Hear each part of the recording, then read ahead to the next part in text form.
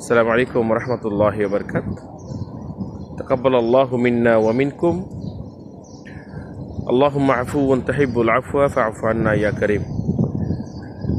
দেশে কিংবা দেশের বাইরে যারা যেখানে যে অবস্থায় আছেন সবাইকে জানাচ্ছি আন্তরিক শুভেচ্ছা এবং অভিনন্দন।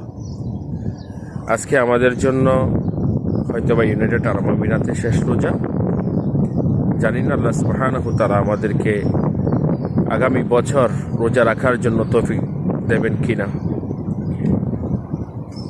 তবে আজকে সবাইকে একটা কথা বলি, বাংলাদেশের সকল ভাই বোনেরা যারা আপনারা আপনাদের পরিবার পরিজন যে যেখানেই আছেন সবাইকে নিয়ে ঈদ কাটানোর চেষ্টা করবেন। আপনাদের যারা পার্শ্ববর্তী গরিব লোকেরা আছে তাদের হকটুকু আগামীকালকের মধ্যে আদায় করে দেওয়ার চেষ্টা করবেন এবং সবার প্রতি হৃদয়বান হবেন, ভাই বোনের হকগুলো পূরণ করার চেষ্টা করবেন। এটি আপনাদের কাছে একান্ত কামনা করছি। শুধুমাত্র রোজা রাখলাম, সব কিছুই করলাম, কিন্তু পাশে আমার প্রতিবেশীরা ঈদের জামা কাপড় কিনতে পেরেছে কিনা, সঠিকভাবে রোজা করতে পারছি কিনা এবং ঈদের জামা কাপড় নিতে পেরেছে কিনা, এগুলো আমাদের দেখা অত্যন্ত দরকার। আমরা যদি যারা সামর্থ্যবান আছি, আমার পরিবারের যদি 10টা পরিবারের প্রতি যদি আমরা যদি খেয়াল রাখি, তাদের প্রতি যদি একটু সহৃদয়বান হই, একটু খানাপিনা দিয়ে, একটু কাপড় চোপড়ের খবর নিয়ে, তাহলে কিন্তু আমাদের কোনো গরিবেরা কিন্তু হক থেকে বঞ্চিত হবে না, কেউ অভাবের মধ্যে থাকবে না। সবাইকে সবার উসিলায় যেন আল্লাহ সুবহানাহু ওয়া তাআলা ঈদটা সঠিকভাবে পালন করার মতো তৌফিক দেন, আমিন। আপনাদের প্রতি আরেকটি বিশেষভাবে অনুরোধ করছি, সেটি হচ্ছে যারা অনেকেও আছেন, অনেক পরিবার আছেন, শহরে বসবাস করেন, শ্বশুর শাশুড়ির সাথে আপনার মনোমালিন্য আছেন, সেই প্রবাসী ভাইদের পরিবারগুলোকে বলবো, আপনারা দয়া করে নিজেদের স্ত্রীদেরকে মা বাবার কাছে ঈদ কাটানোর জন্য নির্দেশনা দেবেন, যেন কোনো ধরনের হানাহানি রেষারেষি, কোনো ধরনের রাগ অভিমান না রেখে পরিবারের মধ্যে পরিবার পরিজন শ্বশুরবাড়ির সাথে যেন সবাই ঈদ করেন। আমাদের প্রবাস জীবনের মধ্যে অনেক প্রবাসী স্ত্রীরা শ্বশুর না শাশুড়ির নামে বদনাম করে, শ্বশুর শাশুড়িকে হক থেকে বঞ্চিত করে বাপের বাড়িতে গিয়ে, যারা শহরে থাকেন তারা বাপের বাড়িতে গিয়ে ঈদ আনন্দ করেন। এটি কিন্তু আপনার জন্য খুবই লজ্জাজনক, অপমানজনক। কারণ আপনার সবচাইতে বড় ঠিকানা হচ্ছে আপনার শ্বশুর বাড়ি। অবশ্যই সব ধরনের আপনার মান অভিমান গ্লানি হয়তোবা অনেক পরিবারের মধ্যে আছে যে শাশুড়ির মধ্যে মিস্টেক থেকে থাকে, আবার বউয়েরা অনেক সময় শাশুড়িদের কাছ থেকে দূরে থাকার চেষ্টা করে।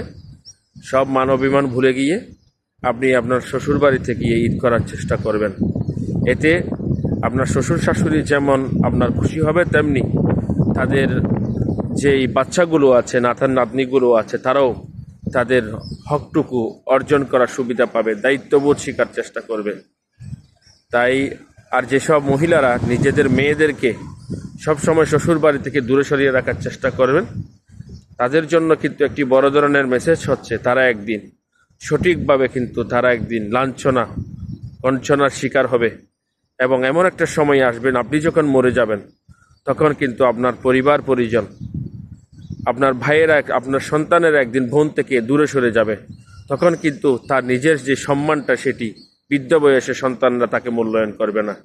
ঠিক তদ্রূপ তাদের সন্তানরা একদিন তাদের মাদেরকে ছেড়ে তারাও কিন্তু একদিন শ্বশুর বাড়িতে গিয়ে ঈদ করার জন্য নিজেদের স্ত্রী সন্তানকে পরামর্শ দেবেন। কারণ প্রকৃতি কখনো কাউকে ক্ষমা করে না, প্রকৃতির নিয়মেই চলে।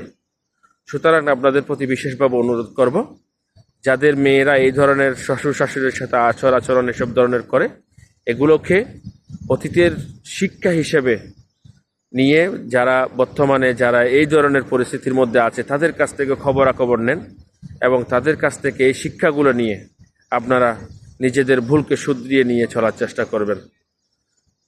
কথাটা কারো ব্যক্তিগত পর্যায়ে বলছি না, এরকম অহরহ পরিবার আছে। আমাদের প্রবাসী ভাইয়েরা নিজেদের স্ত্রীদেরকে অনুরোধ করছে যে মা বাবার সাথে রাগ অভিমান না করে বাচ্চাদেরকে নিয়ে ঈদ করার জন্য।